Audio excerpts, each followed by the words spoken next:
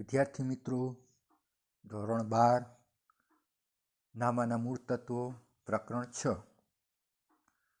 આજે આપણે વિદ્યાર્થી મિત્રો ઉદાહરણ નંબર 13 એના વિશે ચર્ચા કરીશું.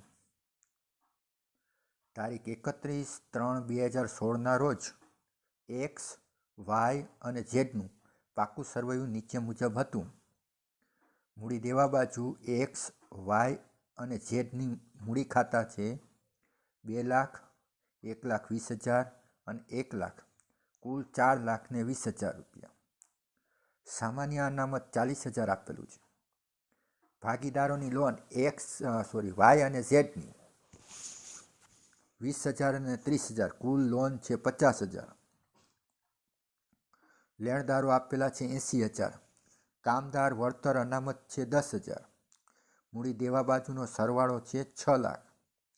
મિલકત લેણા બાજુ પાઘડી આપેલી છે 40,000, એટલે કે જૂની પાઘડી 40,000 છે. જમીન મકાન આપેલું છે 1,99,000. યંત્ર આપેલું છે 1,80,000ની કિંમતનું. સ્ટોકની કિંમત છે 50,000. દેવાદારો આપેલા છે 70,000 માઇનસ કાલખાદ અનામત 5,000, 65,000ના. બેંક સિલક આપેલી છે 30,000.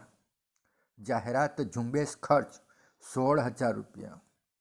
નફા નુકસાન ખાતું 20,000 ઉધાર બાકી છે, એટલે કે ખોટ આપેલી છે 20,000. સરવાળો થયો કુલ 6 લાખ રૂપિયા. હવે આપણે એની નિવૃત્તિની શરતો જોઈ લઈએ.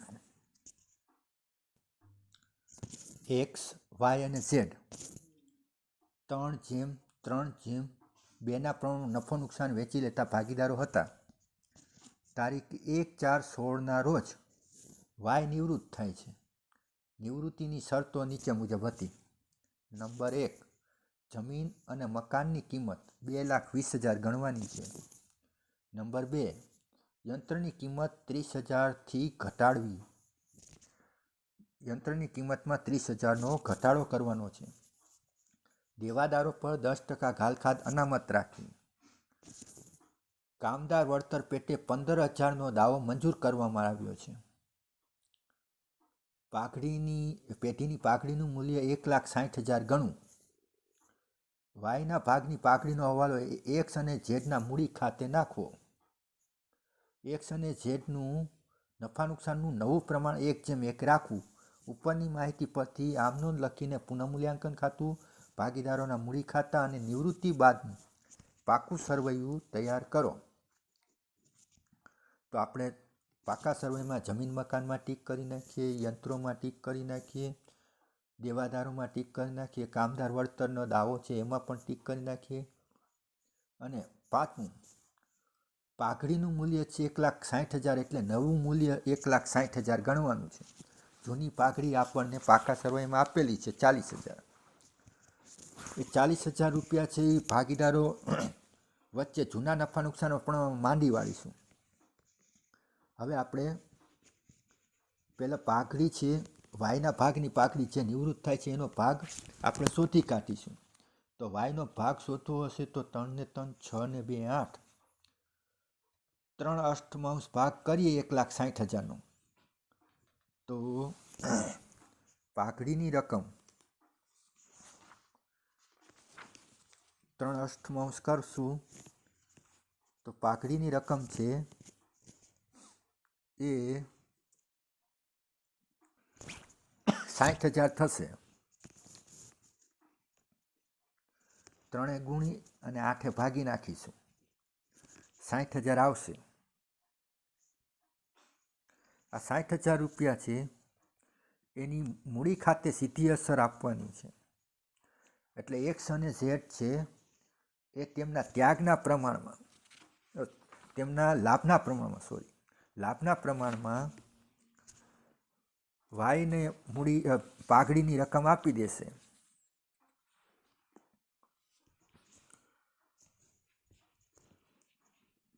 હવે આપણે એનો લાભનું પ્રમાણ શોધી લઈએ. લાભ બરાબર નવો ભાગ માઇનસ જૂનો ભાગ.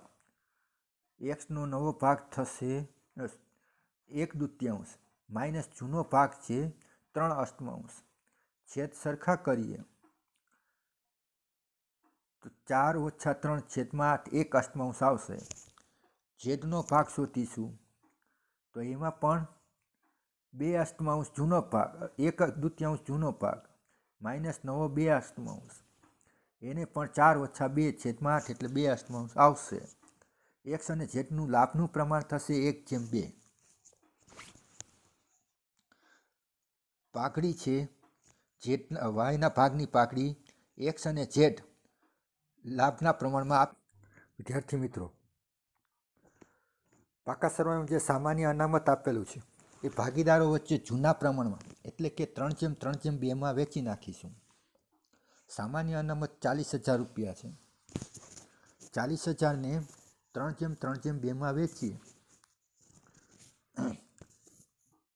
તો 8 ભાગીએ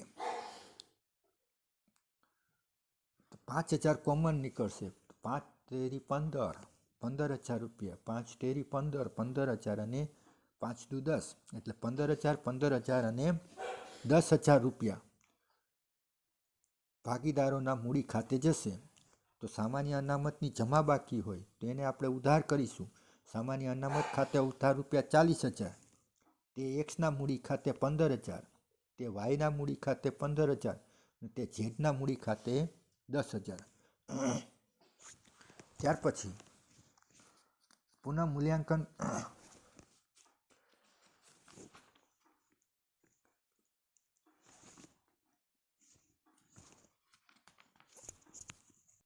કામદાર વળતર અનામતનો દાવો આપણને આપેલો છે 15,000 અને કામદાર વળતર અનામત આપેલું છે 10,000.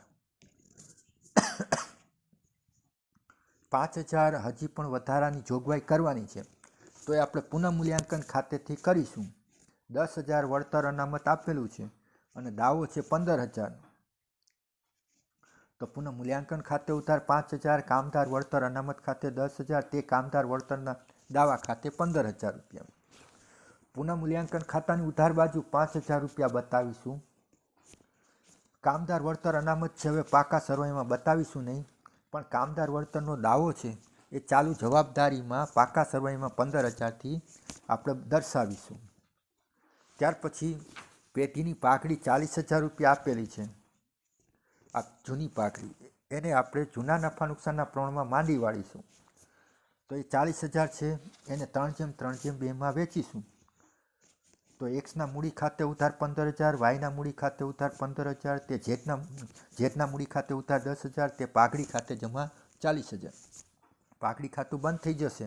હવે આ જૂની પાઘડી છે પાકા સરવાળામાં આપણે બતાવીશું નહીં અને મૂડી ખાતામાં ઉધાર બાજુ લખીશું પાઘડી ખાતે એક્સના ખાનામાં 15,000, વાયના ખાનામાં 15,000 અને ઝેડના ખાનામાં 15,000 રૂપિયા દર્શાવીશું. જાહેરાત ઝુંબેશ ખર્ચ અવાસ્તવિક મિલકત છે. મિલકત તેના બાજુ આપેલો છે ઉધાર બાકી હોય. આ જાહેરાત ઝુંબેશ ખર્ચ આપણે માંડી વાળીશું. તો એ પણ જૂના નફા નુકસાનના પ્રમાણમાં માંડી વળાય. તો એક્સના મૂડી ખાતે ઉધાર, વાયના મૂડી ખાતે ઉધાર, ઝેડના મૂડી ખાતે ઉધાર, તે જાહેરાત ઝુંબેશ ખર્ચ ખાતે જમા 16,000 રૂપિયા છે. 16,000 8 ભાગી નાખીએ તો 2 કોમન નીકળશે 2,000. 2 તેરી 6, 2 તેરી 6 અને 2 દુ 4. એક્સના મૂડી ખાતે 6,000, વાયના મૂડી ખાતે ઉધાર 6,000, ઝેડના મૂડી ખાતે ઉધાર 4,000, તે જાહેરાત ઝુંબેશ ખર્ચ ખાતે જમા 16,000. જાહેરાત ઝુંબેશ ખર્ચનું ખાતું બંધ થઈ ગયું. હવે પાકા સરવાળામાં એને આપણે બતાવીશું નહીં. ભાગીદારોના મૂડી ખાતામાં ઉધાર બાજુ જાહેરાત ઝુંબેશ ખર્ચ ખાતે એક્સના ખાનામાં 6,000, વાયના ખાનામાં 6,000 અને ઝેડના ખાનામાં 4,000 દર્શાવીશું. ત્યાર પછી આપેલી છે નફા નુકસાન ખાતાની ખોટ, એ પણ ભાગીદારો વચ્ચે માંડી વાળીશું. તો એક્સના મૂડી ખાતે ઉધાર 20,000 રૂપિયા છે ટોટલ કુલ, એને આપણે 8 ભાગી નાખીએ તો 2,500 રૂપિયા કોમન નીકળશે.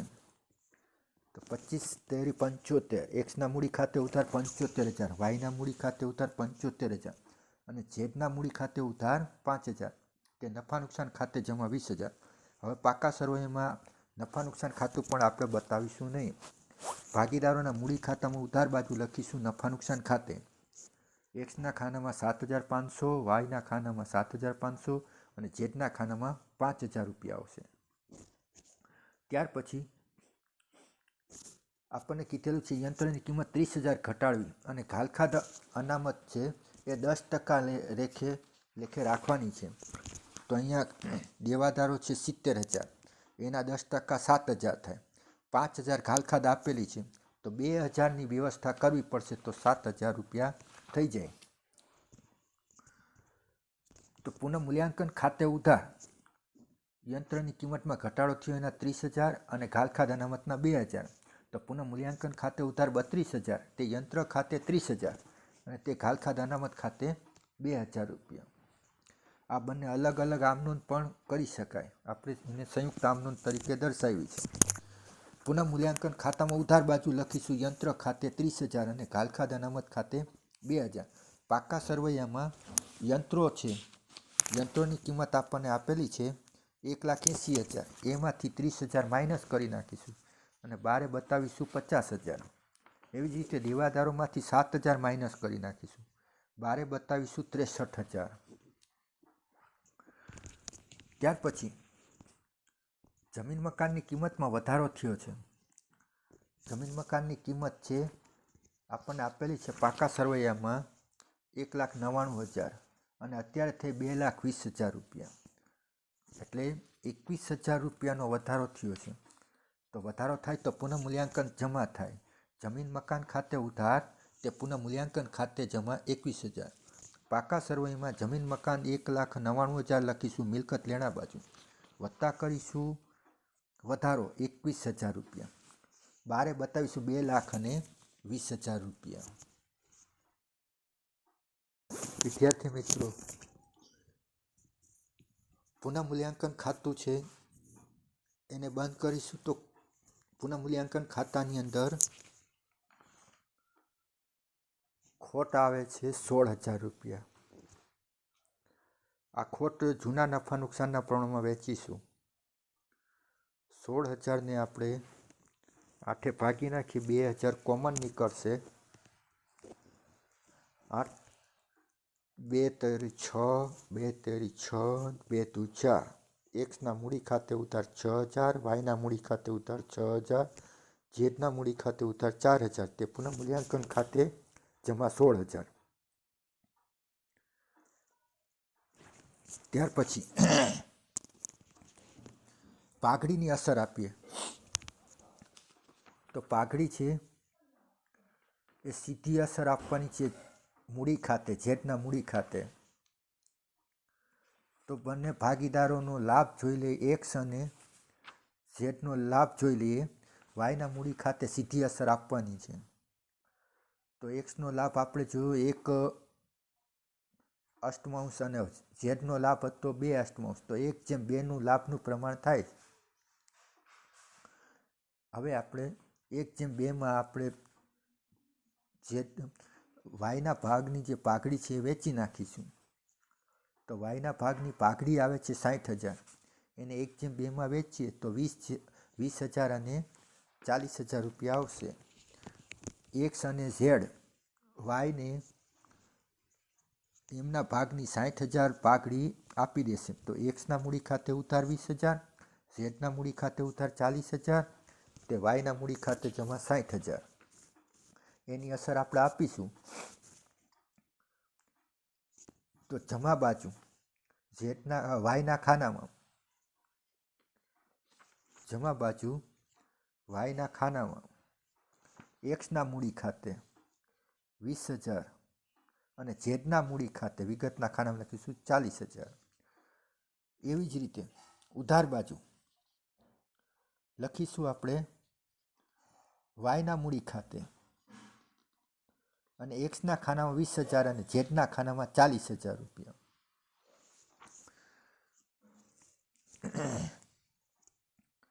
ત્યાર પછી વાયની જે લોન છે એ તેના મૂડી ખાતે લઈ જશું. લોનની જમા બાકી હોય તો વાયની લોન ખાતે ઉધાર તે વાયના મૂડી ખાતે જમા 20,000, મૂડી ખાતામાં જમા બાજુ વાયની લોન બતાવી દઈશું. વાયના ખાનામાં 20,000 રૂપિયા. ત્યાર પછી એની જે ચૂકવવાની રકમ છે એ તેના લોન ખાતે લઈ જઈશું. તો એનું મૂડી ખાતું બંધ કરીશું તો જમા બાજુનો સરવાળો થશે 2,15,000. એમાંથી ઉધાર બાજુનો સરવાળો બાદ કરીશું તો 1,80,500 આવશે. એ એની લોન ખાતે લઈ જવાના છે. તો આમ નોંધ એવી થઈ, વાયના મૂડી ખાતે ઉધાર તે વાયના લોન ખાતે જમા 1,80,500. પાકા સરવૈયામાં વાયની લોન મૂડી દેવા બાજુ બતાવી દઈશું આપણે 1,80,500 રૂપિયા. તો ત્યાર પછી ઝેડની લોન રહેશે. ઝેડની લોન પાકા સરવૈયામાં 30,000 રૂપિયા બતાવી દઈશું. લેણદારો છે વિદ્યાર્થી મિત્રો, ભાગીદારોના મૂડી ખાતાની બાકીઓ કાઢીશું 1,60,500 અને 47,000 રૂપિયા. આ મૂડી ખાતાની બાકી છે પાકા સરવૈયામાં.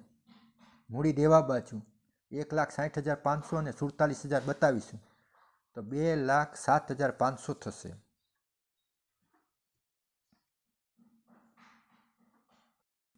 વિદ્યાર્થી મિત્રો, મૂડી ખાતા 2,07,500, ભાગીદારના ઝેડની લોન 30,000 પાકા સરવૈયામાં દર્શાવીશું. ભાગીદાર વાયની લોન 1,80,500 જે નિવૃત્ત થતો ભાગીદાર છે. કામદાર વળતરનો દાવો 15,000 અને લેણદારો 80,000. મૂડી દેવા બાજુનો સરવાળો 5,13,000 થશે. એવી જ રીતે મિલકત લેણા બાજુ આપણે જમીન મકાન 2,20,000થી બતાવ્યા, યંત્રો છે 1,50,000ના બતાવ્યા, સ્ટોક 50,000 રૂપિયા બતાવ્યો, દેવાદારો છે 63,000ના બતાવ્યા અને બેંક સિલક 30,000. એવી રીતે પાકું સરવાળું 5,13,000નો સરવાળો દર્શાવશે.